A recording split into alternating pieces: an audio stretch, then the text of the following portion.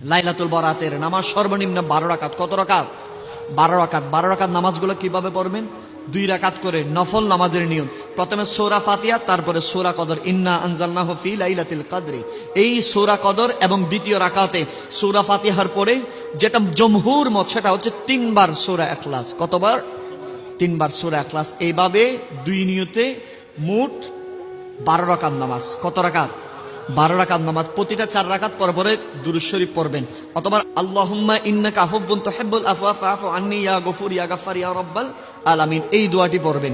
এইভাবে যদি 12 রাকাত সর্বনিম্ন নামাজ পড়েন, আমার আল্লাহ সে ব্যক্তির 100 বছরের গুনাহ মাফ করে দিবেন।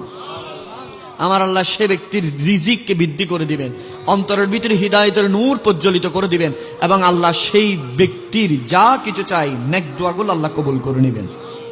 আমরা পারবো ইনশাআল্লাহ। আরো জোরে বলেন ইনশাআল্লাহ। আমরা শবে বারাতে রোজা রাখবো, বলেন ইনশাআল্লাহ। আমরা পারবো নি? পারবো। শবে বারাতে কি রাখবেন? আরো জোরে বলেন। শবে বারাতে রোজা রাখবেন। রোজা রেখে কিছু আমল আছে। রোজা রাখার পরে বেশি বেশি দান খায়রাত করবেন। রোজা রাখার পরে বেশি বেশি ইস্তেগফার করবেন। রোজা রাখার পরে বেশি বেশি আল্লাহকে ডাকবেন, বলেন ইনশাআল্লাহ।